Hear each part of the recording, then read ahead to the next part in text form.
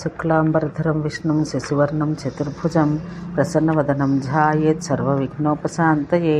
శ్రీలింగం మహాపురాణం ఉత్తర భాగం ప్రథమోధ్యాయం. కౌశిక వృత్త కథనం. కృష్ణస్తుష్యతి కేనీహ సర్వదేవేశ్వరేశ్వరః వక్తుమర్హసి చాస్మాకం సూత సర్వార్థవిద్భవాన్. సూతునితో ఋషిగణముల సూత, దేవాదిదేవుడకు శ్రీకృష్ణుడు ఎట్లు సంతుష్టుడగును? నీవు సర్వార్థ విషయాలు ఎరిగినవాడవు, అందుచే మాకే విషయాలంతటినీ తెలుపుము అని ప్రశ్నించగా వారికి సూతుడు ఇట్లు చెప్పాను. మునిసత్తములారా, అంబరీషుడని రాజు మహా తేజస్వి మహామునియకు మార్కండేయ మహర్షికి ఈ ప్రశ్ననే వేసి ఉండెను. ఆ అంబరీషునికి మార్కండేయుడు చెప్పిన విషయాన్నే మీకు ఉన్నట్టుగా నేను తెలియజేస్తున్నాను. అంబరీషుడు ఒకానొకప్పుడు మార్కండేయ మహర్షి, మీరు ప్రాచీన ఋషిసత్తములు, మీరు పురాణార్థ జ్ఞాత, ఓ మహాబుద్ధిశాలి సుబ్రత, పవిత్రమగు దివ్య ధర్మాల యందు భక్తులకు ఏ ధర్మం ఉత్తమోత్తమైనటిదో తెలుపుడు అని ప్రశ్నించను. సూతుడు ఇట్లు చెప్పాను. అంబరీష మహారాజు అడిగిన ఈ ప్రశ్న విని మార్కండేయ ఋషి లేచి నిలబడి చేతులు జోడించి అచ్యుతుడు నారాయణుడు ఒక శ్రీకృష్ణుని స్మరిస్తూ మహాముని ఇట్లు చెప్పాను. ఓ రాజా, భక్తిపూర్వకంగా నారాయణి స్మరణం, భజన, ఆ దేవదేవుని ప్రశంసించుట అనేవి పుణ్యాత్మకమైనవి. అవి ప్రత్యేకంగా ఒక్కొక్కటి అశ్వమేధ యజ్ఞ సమాన ఫలదాయకంలో. శ్రీకృష్ణుడు పురుషోత్తముడకు పరమాత్ముడే, ఆయనే పరబ్రహ్మ. అంతేకాక సర్వప్రాణుల సృష్టి ప్రదాత. నేను చూసిన నాకు తెలిసిన ఒకేక ధర్మం కలదు, దాన్ని నేను నీకు తెలియజేస్తాను. ప్రాచీన కాలమందు కౌశికుడు అని పేరు గల శ్రేష్ఠుడకు ఒక బ్రాహ్మణుడు కలడు. ఆయన సామవేదాన్ని ఎరిగినవాడు. అంతేకాక శ్రీకృష్ణునికి మహాభక్తుడు. అతడు నిద్ర లేచినప్పుడు, భోజనం తిన్నప్పుడు, నీటిని తాగునప్పుడు, తాను శయ్యపై పడుకున్నప్పుడు కూడా నారాయణనే తలుచుకొనుచుండెను. అతడు నారాయణుడకు శ్రీకృష్ణుని మహత్తరముగ చరిత్రను మరలా జపించుచుండెను. విష్ణు క్షేత్రానికి పోయి తాళ, వర్ణ, లయ, మూర్ఛన ఇంకను స్వరభేదముల కలయిక చేత భక్తిపూర్వకంగా భగవంతుని కీర్తనలు గానం చేయుచుండెను. అతడు భిక్షను అర్థించుచు తన జీవనం సాగించెను. అతడు ఆ విధంగా గానం చేయుచుండట చూసి పద్మాక్షుడు అని పేరు గల ఒక వ్యక్తి ఆయనకు భోజనం పెట్టెను. భోజనం చేసి సంతుష్టుడైన ఆత్మగల కౌశికుడు విష్ణు భగవాన్ని భజనలు గానం చేయుచుండగా పద్మాక్షుడు కూడా ఆ కీర్తనలు వినుచుండెను. అప్పుడప్పుడు అతడు ఇంటి నుండి వెడలి కీర్తనలు వినిపించుచుండెను. కొంతకాలం గడిచిన తరువాత కౌశికుని యొక్క 7 శిష్యులు అక్కడికి వచ్చారు.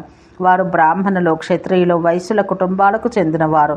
వారందరూ శుద్ధులు, గాన విద్యయందు దక్షులు, భగవంతుని భక్తులు. పద్మాక్షుడు వారికి కూడా భోజనం ఏర్పాటు చేసెను. తన శిష్య సహితంగా కౌశికుడు మిక్కిలి సంతోషించెను.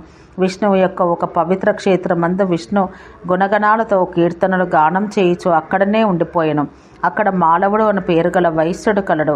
అతడును విష్ణు భక్తుడే. ప్రసన్నతాపూర్వకంగా అతడు దీపముల మాలను నిరంతరం ఏర్పాటు చేయుచుండెను. భగవంతునికి హారతి ఏర్పాటు చేయుచుండెను. పవిత్రురాలకు అతడి భార్య మాళవి అను స్త్రీ గోమయం చేత విష్ణు క్షేత్రం అలుకుచు తన భర్తతో పాటు విష్ణు గుణగణ కీర్తన వినిపించుచుండెను. ఒకప్పుడు అక్కడకు కుశస్థలం అను పేరు గల ప్రదేశం నుంచి 10 మంది ధార్మికులైన పవిత్ర బ్రాహ్మణులు విష్ణు గుణకీర్తన గానములను వినటకు వచ్చి ఉండిరి. వారు బుద్ధి కుశలురు, సుశిక్షితులు, జ్ఞాన విద్య యొక్క అర్థాన్ని కూడా సంపూర్ణంగా ఎరిగినట్టి వారు. వారు మహాత్ముడకు కౌశికుని యొక్క భక్తి గుణగానం ప్రశంసించుచు ప్రచారం చేయనట్టి వారు అక్కడే వసించుచుండరి. కౌశికుని మధురమగు భజన, కీర్తనల గానం 4 దిశలయందు ప్రచారమయ్యను. ఆ విషయాన్ని విని కళింగుడు అని పేరు గల ఆ దేశం యొక్క రాజు అక్కడకు వచ్చి, కౌశిక, నీ శిష్యులతో పాటు నన్ను ప్రశంసిస్తూ గీతగానం చేయుము. దాన్ని కుశస్థలం నుండి వచ్చి నన్ను కూడా వినగలుగుదు అని పలికెను. రాజు యొక్క ఆజ్ఞ విన్న కౌశికుడు ప్రశాంతంగా, మహారాజా, నా వాక్కు, నాలుక మహావిష్ణువుని తప్ప అన్యులనెవ్వరిని ప్రశంసించవు. ఇప్పటి వరకు ఇంద్రుని కీర్తించుట కూడా చెయ్యలేదు అని జవాబు చెప్పాను. కౌశికుడు ఈ విధంగా పలకగా ఆయన శిష్యులకు వశిష్ఠుడు, గౌతముడు, హరి, సారస్వతుడు, చిత్రుడు, చిత్రమాల్యుడు మొదలగు వారు కూడా అట్లే పలికిరి. అప్పుడు కుశస్థలం నుండి వచ్చి ఉన్న విష్ణు భక్తులు కూడా రాజుతో, ఓ రాజా, మా చెవులు విష్ణువును కాక వేరు ఇతరుల ప్రశంస వినట కోరుకొనవు. మేము ఆయన స్తుతించినట్టు భజనలు మాత్రమే వింటాము, అంతేకాని అన్యులకు వారిని స్తుతించము అని రాజుతో పలికిరి. ఆ మాటలు విన్న రాజు కోపోద్రిక్తుడై తన సేవకులతో, మీరు ఈ బ్రాహ్మణులందరినీ విన్నట్టుగా నా కీర్తిని గానం చేయడు, ఈ బ్రాహ్మణులందరూ విన్నట్టు నా కీర్తి గానం చేయడు, అట్లే నలుదిశలయందు అందరూ విన్నట్లు నన్ను గురించి గానం చేయడు. మీరు ఎట్లా వినరో నేను చూస్తానని ఆజ్ఞాపించను. రాజు యొక్క ఈ ఆదేశాలు విని భటులు రాజుకు సంబంధించిన విషయాలు గల ఉత్తమ ప్రశంసాత్మక గీతాలు గానం చేసిరి. రాజు యొక్క స్థుతులు వినకుండానట్లు కౌశికుడు ఇతర బ్రాహ్మణులు ఒకరికొకరు చెవుల్లో కొయ్యతో చేయబడ్డ చిన్న చిన్న బిరడాలు ఉంచుకొని తమ చెవులు మూసుకున్నారు. ఈ రాజు ఇక్కడ ఉండి తన స్వప్రశంస గీతాలు వినిపించడం కొరకు మనల్ని బలవంతం చేస్తున్నాడు అని పలుకుతూ ఆ బ్రాహ్మణులు తమ నాలుక చివర్లను తమ చేతులతోనే కోసివేసుకున్నారు. అంతటి దుష్టుడుగా ఆ రాజు ఆ శ్రేష్ఠులకు బ్రాహ్మణులను బంధించి వారి సర్వధనాదులు బలవంతంగా లాక్కొని వారిని తమ రాజ్యం నుండి వెడలగొట్టెను. అంతటా మ్లేచ్చులు భగవంతుని విగ్రహాన్ని ఎత్తుకుని వెళ్ళిపోయిరి. పిమ్మట కొంతకాలానికి రాజు మరణించెను. క్రోధితుడగు రాజు తన రాజ్యం నుండి వారి ధనమంతా అపహరించి వారిని రాజ్యం నుంచి నడిచెను. అంతటా ఆ భక్తులందరూ ఉత్తర దిశగా వెళ్ళిరి. వారిని చూసి మృత్యుదేవుడకు యముడు తర్వాత కర్తవ్యం ఏమి అని ఆలోచించెను. ఆ సమయాన బ్రహ్మ దేవతల యొక్క అధిపతులతో కౌశికాది బ్రాహ్మణుని సుఖపూర్వకంగా ఉండినట్లు చేయుడు, వారందరికీ శుభం కలుగుగాక. మీరు దైవత్వాన్ని కోరుకున్న ఎడల ఆ కౌశికాదులను సంగీతం చేత నిత్యము విష్ణు పూజ చేయుచున్న వారిని ఇక్కడి నుంచి తీసుకొని పోవుడు అని చెప్పగా, ఆ విధంగా ఆజ్ఞలు పొందిన దిక్పాలకుడు పెద్దగా అరుస్తూ హే కౌశిక, హే కౌశిక అనుచో కొందరు, హే మాలవ అనుచో కొందరు, హే పద్మక్ష అనుచో కొందరు వారి వద్దకు వచ్చి వారిని పట్టుకొని విమాన మార్గం ద్వారా బ్రహ్మలోకానికి తీసుకువెళ్లారు. అక్కడికి వారు ఒక ముహూర్త కాలం లోపలే చేరుకున్నారు. కౌశికుడు మొదలైన వారిని చూసి మూడు లోకముల యొక్క పితామహుడుగు బ్రహ్మ వారిని స్వాగతించి సన్మానితులను చేసెను. శ్రేష్ఠుడగు రాజా, బ్రహ్మ చేసిన దాన్ని చూసి దేవతలు చాలా గంభీరులైరి. వారు తమలో తామే మాట్లాడుకుంటూ ఉండటచే కోలాహలం కలిగెను. శ్రేష్ఠుడగు దేవతలను బ్రహ్మ నివారించి వారిని శాంతింపచేసెను.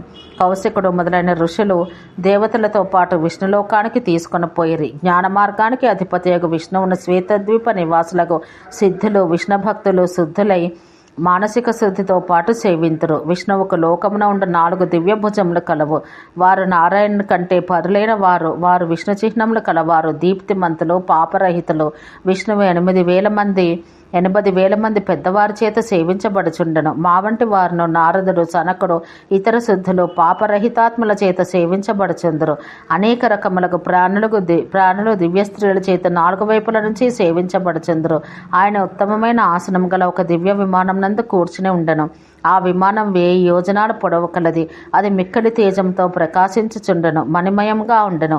ఆ విమానమందు 1000 ద్వారములు కలవు. విష్ణు భగవానుడు ప్రాపంచిక కార్యములందు శ్రద్ధ వహించుచుండెను. ఆయన కౌశికుడు మొదలైన వారి చేత చుట్టుకొని ఉన్న బ్రహ్మను చూసెను. వారందరూ గరుడధ్వజుడు విష్ణువును స్తుతించిరి. అంతటా విష్ణు భగవానుడు కౌశికుడు మొదలైన అందరినీ ప్రేమపూర్వకంగా చూసెను. కౌశికాన్ని సంబోధించి క్రమంగా అందరినూ ప్రసన్నతాపూర్వకంగా వారి పేర్లతో సంబోధించెను.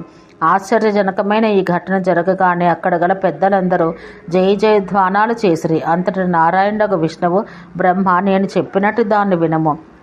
ఆ బ్రాహ్మణులు కుశస్థల నివాసులు. వీరిలో ప్రతివాడు శుభం పొందుటకు అధికారం కలవాడు. వీరు కౌశికుని వల్ల ఏ ఇష్టిని పొందిరో దాని యందే మగ్నులైరి. జ్ఞానతత్వం యొక్క అర్థం తెలుసుకున్న వారు వీరు ఇతర దేవతలను స్మరించరు. కేవలం నా భక్తులొకటి నా కీర్తిని వింటేందు మాత్రమే తల్లీనులైరి. వీరందరూ దేవతలై సాధ్యులు అనే పేరుతో ప్రతిష్ఠితులైనారు. వీరికి నా వద్ద స్థానం కల్పించము. నా వద్ద ప్రవేశానుమతి వీరికి కలుగుగాక. అట్లే ఇతర పవిత్ర స్థానములందు కూడా ప్రవేశించుటకు వీరికి ఎల్లప్పుడూ అనుమతి కల్పించము అని చెప్పి విష్ణు భగవానుడు కౌశికునితో, ఓ మహాబుద్ధిశాలికు కౌశిక, నీ శిష్యులతో పాటు మీరందరూ నా అనుచరులుగా ఉండడు. అట్లే నా గుణముల ఆధిపత్య పదప్రాప్తిని పొందుడు.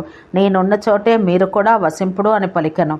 విష్ణు భగవానుడు మాలవితోను, ఓ మాలవ, నీ భార్యతో కలిసి నా లోకమందు నీ ఇచ్ఛానుసారం ఈ ప్రపంచాన్ని ఎప్పటి వరకు ఉండనో అప్పటి వరకు వసించము. దివ్య రూపం ధరించము. ఇక్కడ నన్ను స్తుతించుచు నీచే పాడబడ్డ కీర్తనలు వినిపించుచు ఉండము అని చెప్పి మరలా విష్ణు భగవానుడు పద్మాక్షునితో, నీవు ధనం ప్రసాదించువాడవు కమ్ము.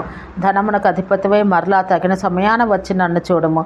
అట్లే సుఖపూర్వకంగా రాజ్యం చేయుము అని చెప్పి విష్ణు భగవానుడు బ్రహ్మతో కౌశికుని ధ్యానం చేత నా యోగనిద్ర పోయింది. అతడు తన శిష్యమండలితో పాటు విష్ణులోకాన నన్ను స్తుతిస్తూ ఉండగాక అని తెలిపాను. ఆయన క్రూరుడకు కళింగరాజును రాజ్యం నుంచి వెడలగొట్టి అతడి నాలుక ఖండించి వేశాను. అతడు విష్ణువు కంటే అన్యులను ఎవరిని స్తుతింపకూడదన్న సంకల్పం చేసుకొనెను. అందుచేత నా విష్ణులోక ప్రాప్తిని పొందుగాక. ఆ బ్రాహ్మణుడు నియమిత పద్ధతిలో అభ్యాసం చేయుచున్నట్టు వారందరూ నా భక్తులే. వారు తమలో తాము తమ కర్ణములను బిరడాలతో బంధించుకొనిరి. అంతేకాక విష్ణు కీర్తికి విరుద్ధంగా అన్యులకు వారి స్థుతిని వినము అని తెలిపిరి. అట్టి ఆ బ్రాహ్మణులందరూ దైవత్వాన్ని నా సాన్నిధ్యం పొందదురుగాక. మానవుడు తన భార్యతో నా పవిత్ర స్థలాన్ని ప్రతిదినం శుభ్రం చేసి దీపముల వరుసలో మొదలగు వానితో నిత్యం నన్ను పూజించి నా చరిత్ర ప్రశంసలు వినను. అందుచేత అతడికి నా లోకం ప్రాప్తించుగాక. పద్మాక్షుడు కౌశికునికి భోజనం ఏర్పాటు చేసెను. అందుకే అతడు ధనానికి అధిపతి నా సాన్నిధ్యం ప్రాప్తించుకొనెను. అట్లే సమాజమందుల ప్రజల చేత పూజితుడగడని తెలిపాను. ఆ క్షణమందే విష్ణుపత్నియగు రమ మందస్మితం చేస్తూ అక్కడికి చేరుకొనెను. ఆమె విభిన్నములకు విచిత్ర ఆభరణాలతో విభూషితురాలయుండెను. అక్కడ సంగీత విద్యందు విశేషజ్ఞులకు వారు మధురము ఆకర్షణీయమగు శబ్దాలను ఉపయోగించడంలో దక్షులైన వారుండరి. వారు లక్ష్మిని ప్రశంసిస్తూ గానం చేస్తూ ఉండరి. లక్ష్మి వేల కొలది కోట్ల కొలది స్త్రీల చేత పరివేష్టితురాలై ఉండెను. పిమ్మట ఆమె వచ్చుట చూసి అక్కడ గల పర్వతం వలె ఉన్నవారు, ఏనుగు తొండముల వంటి గదలు ధరించిన వారు, నానావిధ పరికరాలు ధరించిన వారగు గణప్రభువులు కలరు. వారందరూ లక్ష్మికి దారినిచ్చుటకై బ్రహ్మాదులను ఇతర మునులను ఆపివేసిరి. వారు తమ కర్తవ్య పాలనయందు ప్రసిద్ధులైన వారు. మేమందరము ఇతరులు బ్రహ్మాది దేవతలతో పాటు బయటకు వెడలిపోయితిమి. ఆ సమయాన మహాశ్రేష్ఠులకు తుంబురుడను పేరు గల ముని పిలిపించబడను. ఆయన వచ్చి విష్ణువు లక్ష్మీదేవుల సమీపాన నిలబడను. ఆయన ప్రశాంతంగా అక్కడ కూర్చుని ప్రసన్నతతో అనేక మూర్ఛనలతో కూడిన సుందర భజన గీతములు పాడెను. అట్లే మునికి దివ్య రత్నాలతో కూడిన ఆ భూషణములు ఇచ్చి చక్కని మాలల చేత సన్మానితులుగా చేసెను.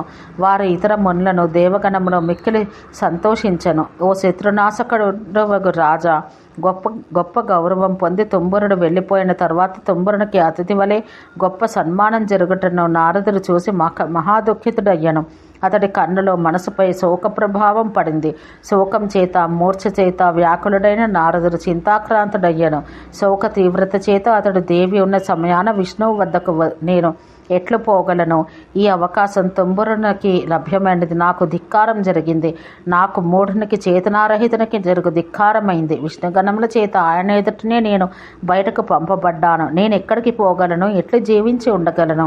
ఈ స్థితికి నన్ను తెచ్చినవాడు తుంబురుడే అని ఆలోచిస్తూ నారదుడు 1000 దివ్య సంవత్సరాలు తపస్సు చేశాను. తపస్సు చేసిన కాలమందు అతడు శ్వాసించుట కూడా ఆపివేశను.